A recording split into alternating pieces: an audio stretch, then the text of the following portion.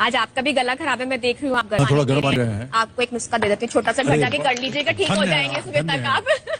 बहुत सिंपल बहुत सा नुस्खा है सर, बहुत सहायक होगा ये मेरे लिए। हाँ, एक चौथाई छोटा चम्मच अदरक का रस, अदरक का हाँ 1/4 टीस्पून, 1/4, 1/4, हाँ 1/4 टीस्पून तुलसी का रस, तुलसी का रस, 1/4 टीस्पून हनी, शहद, तुलसी रस और अदरक अदरक रस। इनको मिला के पेस्ट बना लीजिएगा। हाँ जी, इसको आप स्वेलो कर लीजिएगा, चढ़ सुबह जाए। तक बिल्कुल ठीक हो जाएंगे आप।